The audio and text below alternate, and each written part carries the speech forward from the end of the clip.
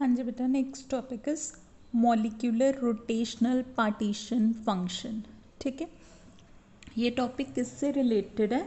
जो आपने BSc final में पढ़ा है ना कि electronic energy levels, vibrational, rotational. ठीक है, और उनमें क्या होती है? Various transitions at particular frequency. ठीक है, तो उन ट्रांजिशंस की वजह से क्या होता है? वेरियस लेवल्स में पॉपुलेशन ऑफ इलेक्ट्रॉन्स। ठीक है, तो वही पॉपुलेशन के कितने नंबर ऑफ सेल्स या कितनी नंबर ऑफ स्टेट्स हैं हमारे पास। ठीक है, कितने नंबर ऑफ लेवल्स हैं और उनमें पॉपुलेशन, नंबर ऑफ इलेक्ट्रॉन्स कितने, ये किससे पता चलता है हमें? मॉलिक्यूलर रोटेशनल पार्टीशन फंक्शन से। ठीक है, तो इसको अंडरस्टूड करने के लिए हम मॉलिक्यूलर रोटेशनल पार्टीशन फंक्शन पढ़ रहे हैं। तो हम क्या ले रहे हैं? वन मॉलिक्यूल, डायटॉमिक मॉलिक्यूल, जिसमें दो एटम्स हैं ए एंड बी। ठीक है, उन दोनों के बीच डिस्टेंस है स्मॉल आर। ए का मास है m1, इसका मास है m2, और ये बोथ मासेस क्या कर रहे हैं? रोटेट कर रहे हैं, रोटेट अबाउट एन एक्सिस। ठीक है, लाइक ये ब्लैक पेन हमारा क्या रिप्रेजेंट कर रहा है? Axis which passes through the centre of gravity of the system. ठीक है, ये एक्सिस किससे पास हो रही है? सिस्टम के सेंटर में से। ठीक है, इसके अबाउट दोनों एटम्स क्या कर रहे हैं? रोटेट कर रहे हैं। ठीक है, और सेंटर ऑफ ग्रेविटी मतलब एक्सिस से इनका डिस्टेंस, ए एटम का डिस्टेंस है r1 और बी एटम का डिस्टेंस है r2। ठीक है, क्लियर? सो नेक्स्ट, इस सिस्टम की ओवरऑल एनर्जी किसके इक्वल होगी? ठीक है, जितनी फर्स्ट एटम की काइनेटिक एनर्जी है that is half m1v1 square plus half m2v2 square. ठीक है, अब यहाँ पे v1 और v2 क्या है? इन दोनों एटम्स की लीनियर वेलोसिटीज है। ठीक है, लेकिन एटम्स रोटेट कर रहे हैं। ठीक है, तो हमें इनकी क्या चाहिए? Angular velocities. ठीक है, सो लेट एंगुलर वेलोसिटी कितनी है? Omega of the system. ठीक है, तो लीनियर वेलोसिटीज और एंगुलर वेलोसिटी के बीच रिलेशन क्या है? v1 equals to r1 omega, similarly v2 equals to r2 omega. ठीक है, तो ये v1 और v2 दोनों की वैल्यूज हम इक्वेशन नंबर 1 में पुट करेंगे। This would be half m1 same v1 square की जगह r1 ओमेगा का स्क्वायर प्लस हाफ m2। ठीक है, v2 स्क्वायर की जगह r2 ओमेगा का स्क्वायर। ठीक है, तो इसमें से हाफ ओमेगा स्क्वायर क्या आ रहा है? कॉमन, तो अंदर क्या बचा? m1 r1 square plus m2 r2 square. ठीक है, this would be our equation number 2। ठीक है, अब हमने क्या लेना है? सिस्टम का मोमेंट ऑफ इनर्शिया। ठीक है, मोमेंट ऑफ इनर्शिया मीन्स हम इसका मोमेंटम ले रहे हैं। ठीक है, that would B m1 r1 square plus m2 r2 square. ठीक है, और जो मोमेंट ऑफ इनर्शिया या मोमेंटम होता है अबाउट द सेंटर, जितना इसका मोमेंटम है उतना ही इस एटम का मोमेंटम है, तो वो क्या होता है? इक्वल। ठीक है, that means m1 r1 equals to m2 r2। ठीक है, and this would be the equation number 4। More over complete ये जो डिस्टेंस r है ये किसके इक्वल है? जितना r1 है प्लस r2। ठीक है, means r equals to r1 plus r2। इसमें से हमने r1 की वैल्यू निकाल लेनी है। r1 would be r minus r2। ठीक है, और ये r1 की वैल्यू हम इक्वेशन नंबर 4 में पुट करेंगे। This would be m1 r1 की जगह r minus r2 equals to m2 r2। ठीक है, ब्रैकेट ओपन करेंगे। ठीक है, r2 वाली टर्म्स एक साइड में रखेंगे, उसमें से r2 कॉमन निकालेंगे, तो r2 की वैल्यू आ जाएगी हमारे पास। r2 की वैल्यू निकालनी है तो m1 r divided by m1 plus m2। ठीक है, similarly we can evaluate r1। R1 लिखने के लिए M1 की जगह M2, R की जगह R divided by M1 plus M2। ठीक है, तो ये दोनों R1 और R2 की वैल्यूज़ हमने किस में पुट कर देनी है, इस इक्वेशन में, दैट इज इक्वेशन नंबर 3। तो हमारे पास क्या आएगा, moment of inertia. Values put करेंगे, I would be M1, R1 square की जगह ये वैल्यू इसका whole square plus M2 R2 की जगह ये वैल्यू इसका होल स्क्वायर।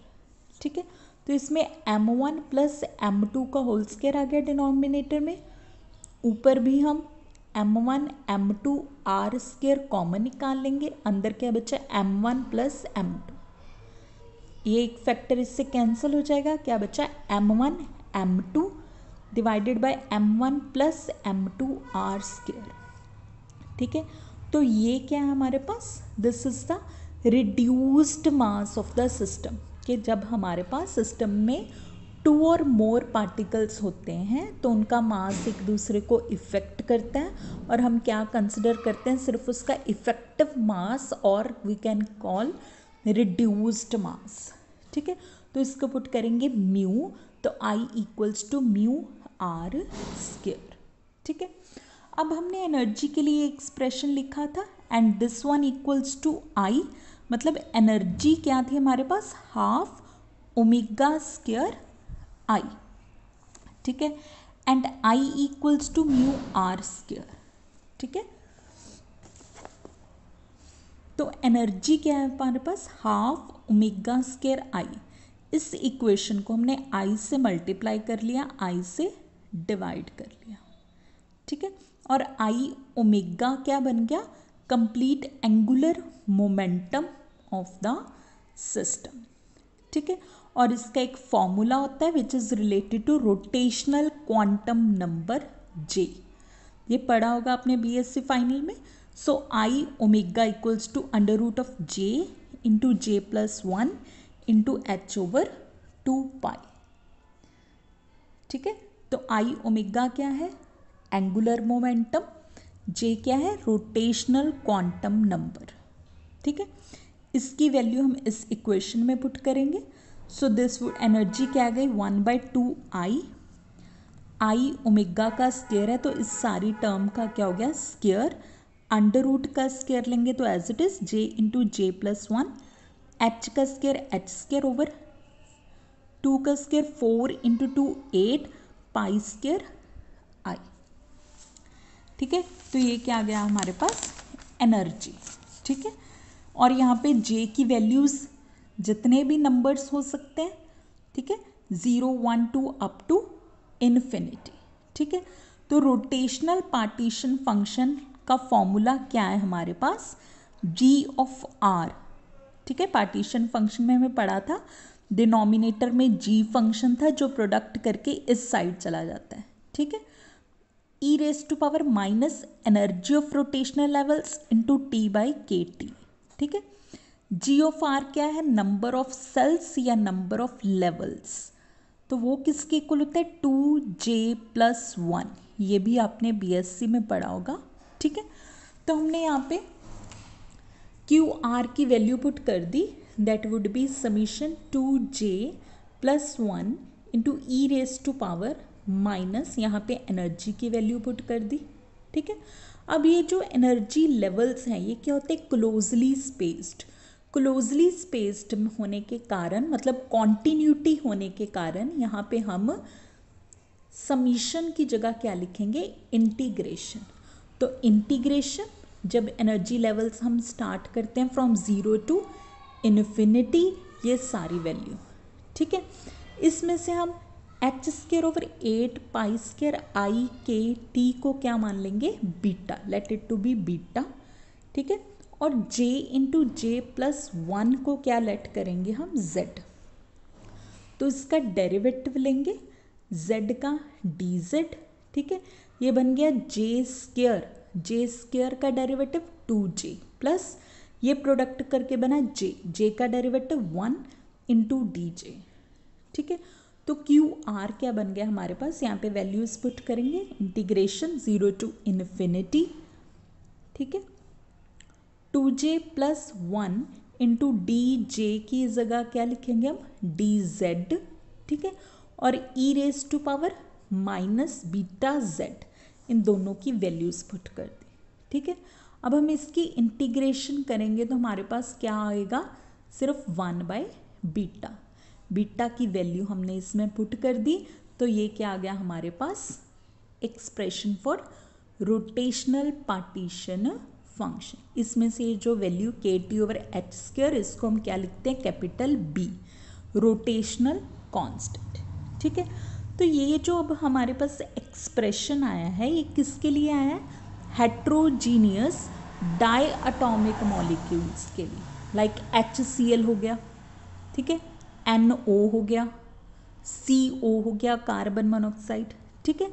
अगर हमारे पास क्या आते हैं, सिमेट्रिकल मॉलिक्यूल्स आते हैं, like H2, Cl2, N2, O2, तो उनमें जब मॉलिक्यूल्स की रोटेशन होती है 180 डिग्री पे, तो सेम स्ट्रक्चर सेम कन्फिग्रेशन मिलती है, ठीक है।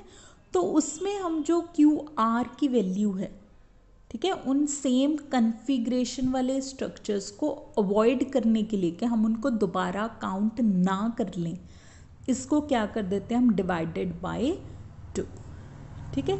तो उसमें एक्सप्रेशन क्या बन जाता है, डिनोमिनेटर में 2h², ठीक है, क्लियर।